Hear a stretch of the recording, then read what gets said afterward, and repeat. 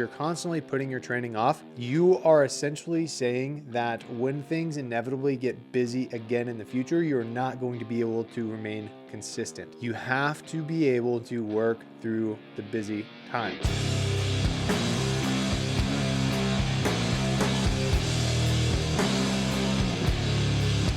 Welcome to the Infinite Grip Podcast. This is the show for those preparing to earn their place in special operations and other elite tactical careers. We break down the training, mindset, and strategies required to get selected and continue performing long term. These are proven principles to help you build the body, the mind, and resilience to step into the fight.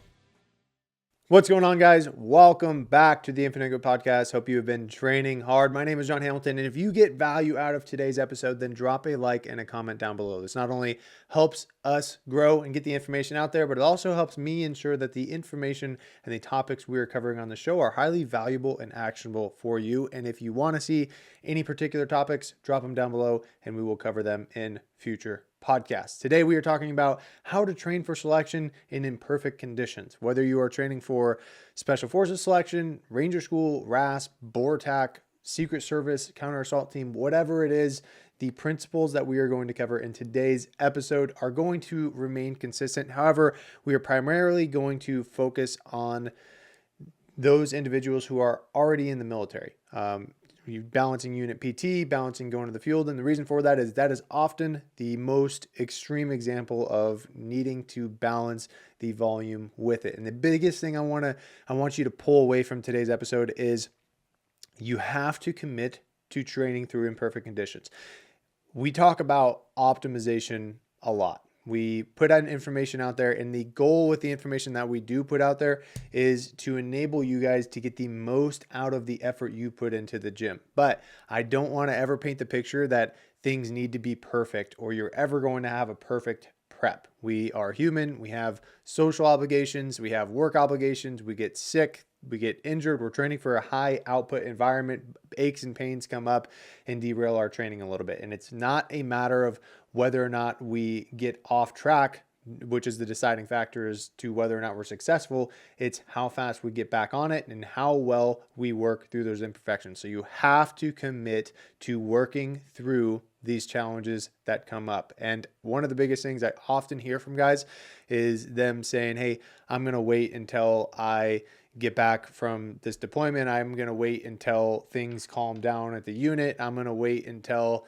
whatever. And what I would say to that is if you are constantly kicking the can down the road or putting things off, if you're constantly putting your training off, you are essentially saying that when things inevitably get busy again in the future, you're not going to be able to remain consistent.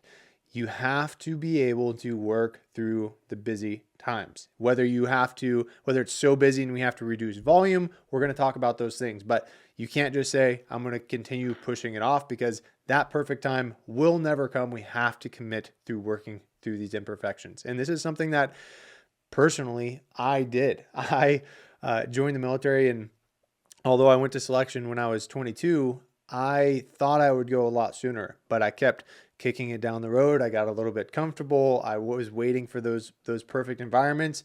And when I went to the recruiter's office, this is essentially the same conversation I had with the recruiter. I walked in there in November. He had me do a PT test. At the time, I was pretty fit my entire military career, so I got a 300. Back then, it was the APFT, so max score is 300. I maxed the PT test, and it was mid to late November, and I wanted to go in March. And he basically had this same conversation with me, saying that there's never going to be a perfect time. Essentially, your numbers are there. And if you continue to push it down the road and continue to wait for that perfect time, it's just going to extend out the time horizon. So I'm not telling you to do a short prep like I did when I was going to selection, but understand that it's never going to be perfect. And if we try to wait for these perfect conditions, then one, we're either never going to go to selection, or two, we're not going to show up ready because we did not commit to training through those imperfections. Now, I went as prior service, so I understand the difficulties associated with trying to make progress with towards a very specific goal when your bandwidth is not control your bandwidth. You have to manage unit PT. I was in an aviation unit, so a lot of times we would do midnight shifts or night shifts and do 24-hour ops. So I was constantly switching back and forth. My circadian rhythm, my sleep was all jacked up. I had to balance the unit PT and everything that we had going on there. So it was far from a perfect training environment. And this can often lead guys to a bunch of frustration and, again, kind of withdrawing themselves from it or trying to do too much and developing a lot of injuries around it. But the last thing I'll say before we dive into the actionable, the what to do and what to look out for is I want you to remind yourself that thousands upon thousands of service members and now Green Berets have trained in these imperfect conditions. They've come back, they've gone to the field during their prep. They have managed these busy schedules with a social life, didn't have a perfect train up, still went to selection, and they were successful. So you can do it too. You just got to be smart about the approach we're going to make, and you have to be resilient and adaptable along the way. So before we dive into what we want to do and the things that we should be doing inside of our training, I want to talk about what not to do, because this is the biggest downfall I see with guys who are training through these imperfect conditions. And that is disregarding unit PT. Do not disregard the volume that you are doing for unit PT. If you have a plan, I had a conversation with a guy in our group program last week who is running cross country and doing the plan. If you are using our free program, whatever, don't just get a selection plan and then adhere 100% to that in the evenings and then do your full unit PT in the morning. That might consist of 5-mile runs, calisthenics, lifting sessions, whatever your unit PT is doing. Do not just disregard that volume. Instead, use it. Use that volume to contribute to the overall plan on a weekly basis. But at the end of the day, we can only make progress with an amount of volume that we can sufficiently recover from. So if you're doing unit PT in the morning and then you're doing an entire selection prep that is built to be a standalone plan in the evening, then you are burning the candle at both ends. And usually what happens is guys get 1, 2, 3 months into it and they feel absolutely wrecked or they start developing injuries. So next is do not complain about needing to do unit PT. This is one of the biggest ones we see all the time, as well as guys say, well, I'm not going to be successful at selection because I have to do unit PT and we have to do this bullshit PT and it's not, very good or whatever. Don't complain about it. No, complaining is never going to serve you well in selection now or in the regiment. So get in the habit of being adaptable and maintaining a positive attitude with whatever situation you are placed in.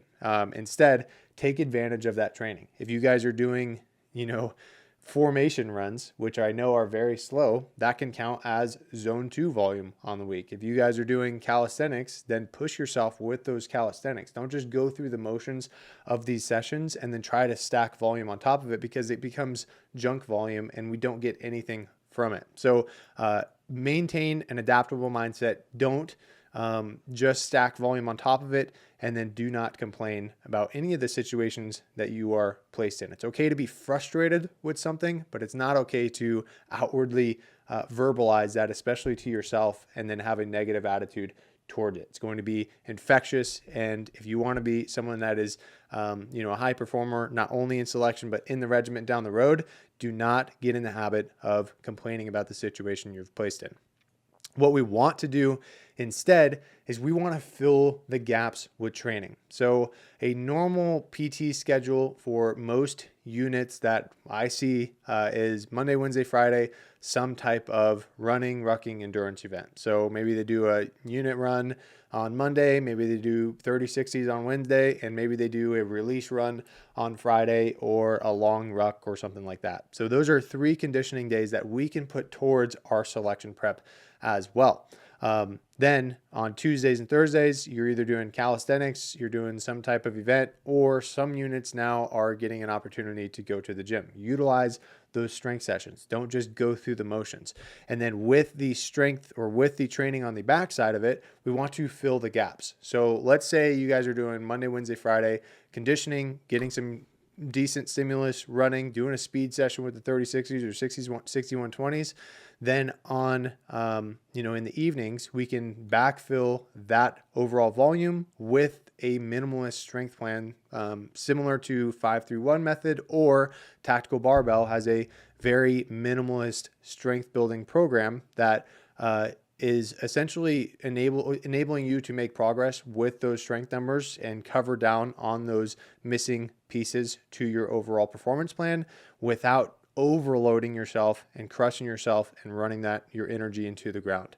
So we want to backfill that volume. And the way I want you to think about it is, if you have a unit that is squared away and maybe gives you guys like a 4-week or a 6-week, a long range training calendar, which I know is very rare. Most of the time, it's just some E6 with no previous knowledge of how to train that comes up with a PT plan, smokes the guys on a daily basis and calls it good. But if you do have a plan, then you can structure things out on a weekly basis. If you don't, and you do have that, squad leader or platoon sergeant that just comes up with his own workouts and smokes you guys, then create kind of a checklist of volume on a weekly basis. So I want to hit 3 runs. I want to do, 1 long zone 2 run. I want to do a speed day, and I want to do either a tempo run or a mid distance zone 2 run, 45 to 60 minutes. Then I want to do 1 ruck, and then 2 to 3 strength sessions on a weekly basis. If you hit those and you make a checklist of that on a weekly basis, then you can, and calisthenics as well, then you can check things off as you get it done throughout the week. Take advantage of the PT sessions that you are doing and manage the overall volume to ensure that you're making progress with it. So I like to use kind of that checklist structure when you are completely not in control of what is being done in the PT sessions, or they're kind of just smoking you guys with those individual sessions. And then at the end of the day, we want to be tracking our performance. Especially if you're in an environment where you are not able to control your physical training, we want to be maybe testing your 2 and 5 mile every 4 to 6 weeks. We want to be testing your push-up numbers. We want to be seeing those training maxes with the strength numbers go up month by month or block by block. And the only way to ensure that we're continuing to make progress is by tracking your numbers. So there's kind of the inputs and outputs theory. The leading indicators, or the inputs, would be the plan that you are doing on a weekly basis. That is something that we can utilize to get a specific outcome of your physical performance. If you are unable to control the inputs, then it's even more important. I always encourage you guys to do it, but it's even more important to track the outputs. So track your performance. And at the end of the day, if you're getting the stimulus on a weekly basis, you're continuing to make progress, then you're trending in the right direction. And then the question I would ask you guys is, what priorities do you have with your selection prep? Are you a bigger dude that comes from a strength background and needs to get their run and ruck times down? Then in that case, maybe you do 2 strength sessions per week, utilizing that minimalist framework to continue building or maintaining that strength, while you put a lot more training bandwidth towards maybe an additional run or an additional tempo run, speed session, ruck, whatever you are working on. Same thing with the opposite. So utilize your training background to figure out what you need to focus on, and then tailor the additional volume that you're doing to fill the gaps on what you're not hitting with those PT sessions throughout the week. All right, next I wanted to cover how to structure training during field weeks or when your schedule is unpredictable. You, especially if you are infantry, engineer, regular Army, you are going to have to go to the field. And one of the biggest questions we often get is, if you go to the field, are you going to lose all of your gains? You guys have probably felt it, the ones that have gone out to the woods for a period of time, where you go out there, maybe you come back feeling a little skinny fat, you get under the bar and it feels heavy as shit and you feel like you lost all your strength and all of your muscle is gone. Well, that's not the case. You're not going to lose your gains in a 2 to 3 week period. Atrophy, which refers to the loss of muscle, doesn't really start taking noticeable effects until after that 2 to 3 week period. And even at that point, it's going to be negligible. If you go to the field for a week and you come out of the field and you try to, go hit a hard session and you feel wrecked with it, and you think you lost all your strength, that is not you losing strength. That is you being probably depleted or probably having a lot of CNS or central nervous system fatigue that is undermining your ability to perform. So do not think that you cannot make progress if you have to go to the field intermittently. Obviously, it's not ideal, but again, we're never going to have those ideal situations. And oftentimes, if we're smart about coming out of the field and we get controlled stimulus, get those calories and macros back up, get your glycogen stores topped off, get quality sleep and nutrition and hydration, then you'll see those strength gains come back very quickly, which is nothing more than you just getting recovered and getting back to your baseline. So one of the biggest mistakes I often see guys make coming out of the field is them just crushing themselves with a hard session to try to make up for all of the missed sessions or try to make up for lost time. Do not do this when you're coming out of the field. You are going to have a lot of fatigue. You probably slept maybe 4 hours a night. If you're lucky, you probably ate MREs. You probably were walking around the woods with a pack on, sweating, getting a lot of physical stimulus.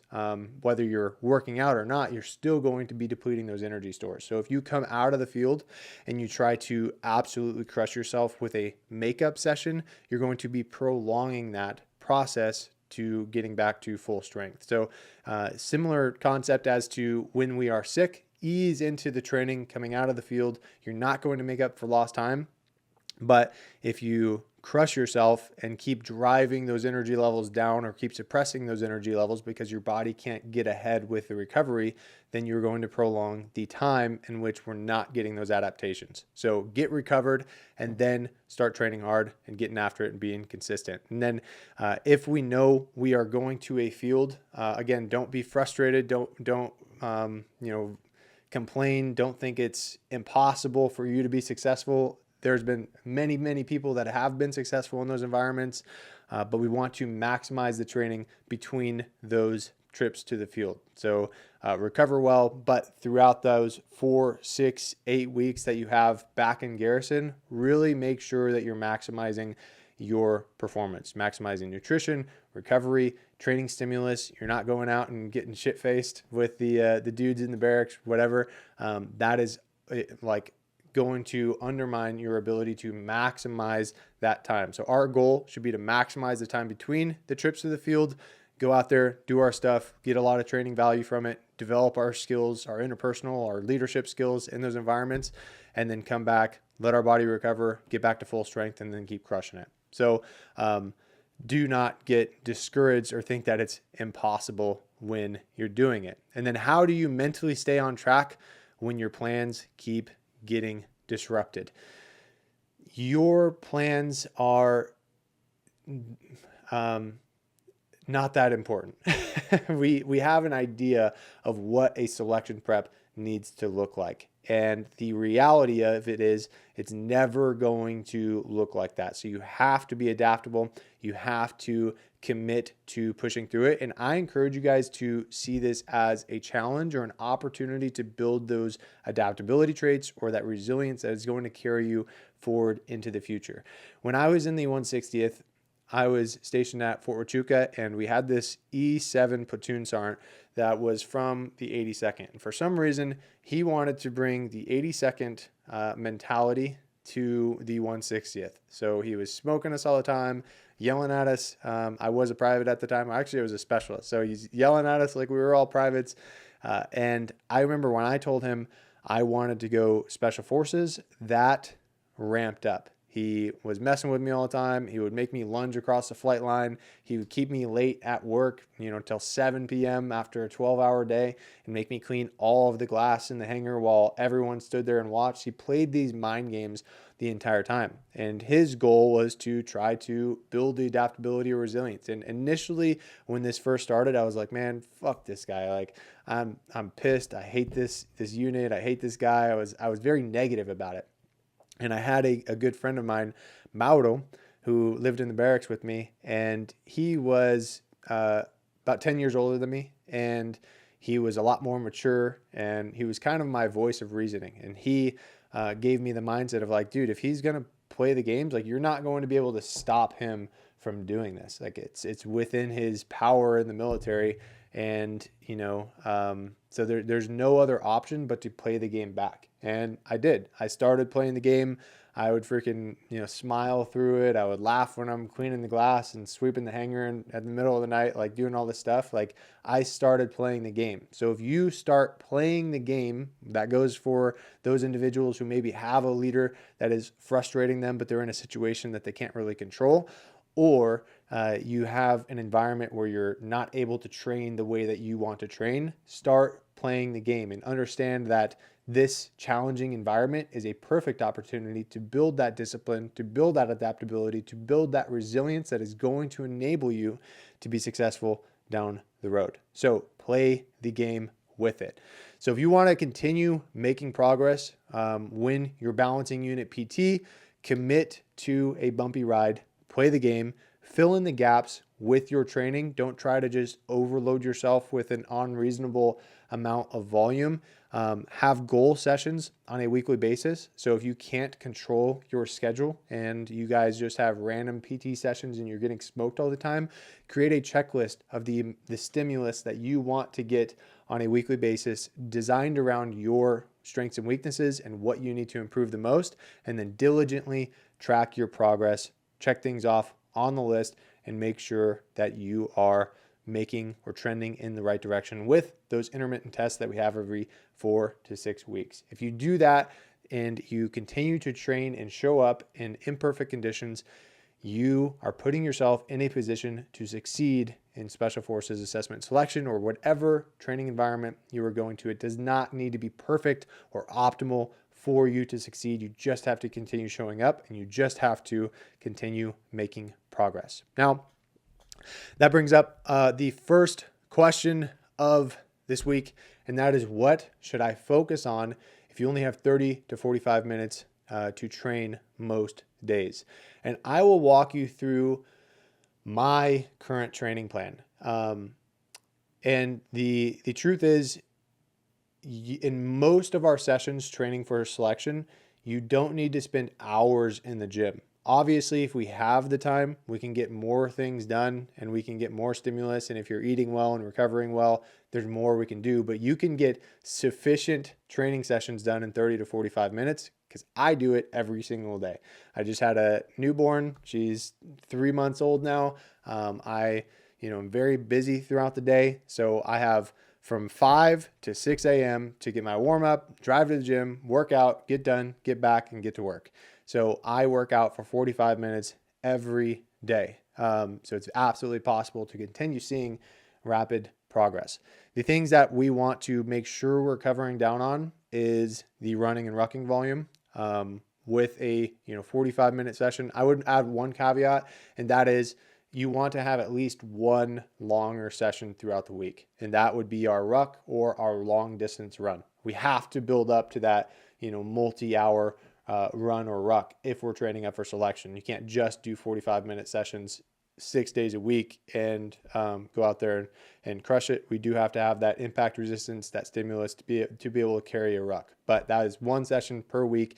You can do it on a Saturday, on a weekend, and you can build up to 90 or 120 minutes with a ruck on your back, obviously stair-stepping the weight like we have discussed before. But during the week, you could do 3 full body strength sessions that focus and start primarily with core and carries. You could do a leg movement, whether that's a big leg movement like a squat or a variation of it. So back squat, front squat, hack squat. I've fell in love with hack squats lately.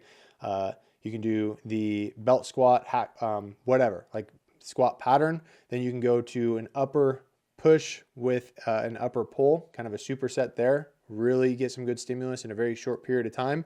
And then you can finish out with things like posterior chain, hamstring, etc. The only thing that we would cut out in those 45-minute sessions is the short, high-intensity conditioning with that. And instead, we would use that and make our run and ruck sessions a little bit more high value. But if you do 3 full body strength sessions per week following that format, if you get 3 to 4 runs, depending on the week, within that 45-minute range, including a speed day, including a tempo run, including a zone 2 run, and then a ruck, which you build up to be a little bit longer, you can make fantastic progress. Next question is, what is the furthest I should run when prepping for SFAS? This is completely dependent on the individual. When I was training for selection, aside from rucks, I never ran more than 5 miles. I did my 5-mile run pretty much every Monday, which is not the best thing to test your 5-mile every Monday. I saw better progress when I spaced it out and focused on different running methods or different varying types of runs.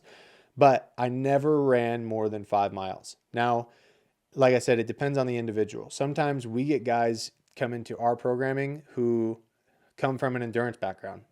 We've had guys that came into our program after they ran a 100-mile ultra, or they were training up for a 100-mile ultra and already running 50 miles per week. In those cases, we extended that volume out. Maybe we're doing a 10-mile run on the weekend. We've had a guy do a 16-mile run. So it just depends on where you're at. You have to, if you want to continue making progress, you just have to have the stress be incrementally or slightly higher than what you're used to, which is referred to as progressive overload. So even if you're someone who has a very high endurance capacity, if you want to continue driving that up, having some progressive overload within reason, not doing it like every week, is going to be great, and it's going to enable you to continue making that progress. But you don't have to run more than 5 miles. You will have to ruck more than 5 miles, but you don't have to do those in the individual sessions. Typically, we will work guys up to about 8 to 10 mile runs, not every week, but maybe once or twice throughout a block, and that is kind of the sweet spot for the long runs that they build up to. How many times a week should I ruck if I'm still in? This really depends on your goals. And if you are just in and you're wanting to maintain conditioning for the ruck, doing 2 rucks per month, so one every other week, is going to be sufficient to maintain that conditioning. If you are training for a course like SFAS or Ranger School, where rucking is going to be a big component of it, then we can obviously first build up that conditioning if it's been a while and transition into doing 1 to 2 rucks per week, depending on where you're at. Typically, we'll start with 1 ruck per week. Might test some guys, might test out your scores. If you're not at that sub 12:30 pace, might add a ruck in there, depending on how your run times look, and make sure that we're at that sub 12:30 pace, which is a sub 2:30 on the 12-mile ruck, and you're going to be good for any school, pretty much in the military all day long. So every other week, if you're kind of just maintaining, and then every week, if you're really looking to drive down your ruck times or drive up your ruck performance. Next question is, how do you actually progress in interval runs? So the way I like to describe interval runs is I want you guys to do them and find the fastest pace, like the fastest pace that you can maintain. So you should ask yourself the question essentially like, if I go any faster, I will have to slow down. And that is the pace that we want to stay right under. And over time, that's what we're going to be driving up. With interval runs, we don't want to go out there, like let's say you're doing 4 by 800 meter runs. We don't want to go out there and have the first one done at 2:45 and then the next one done at 3 minutes, the third one done at 3:15, and the fourth one done at 3:20. We want to see very consistent splits. So instead of going all out and getting a 2:45 on that initial 800 meter run, we are about 85 to 90%, and we're right around that 3-minute mark, but we're consistent across those splits. Then we track our numbers, we track the averages from those sessions, and we drive those down over time, obviously including deload periods, so we're not crushing ourselves overall. And that is how we progress with the interval runs. And obviously we can manipulate the distances as well, but we want to track the numbers and track the average splits and then drive those down over a period of time. And then the last question is, should I do Kazvak specific training or just get strong? And for those that don't know, Kazvak is casualty evacuation. So he's referring to, do I need to do like litter carries and buddy carries, etc.? And the answer is absolutely yes. It is like, if you are strong, you're going to be able to have a really strong foundation to get good at these carries, but you absolutely need to do these specific movements if you want to get better at them. We refer to this as GPP, or general physical preparedness, and that is when we're doing things like farmer's carries, suitcase carries, front rack carries, bear hug carries.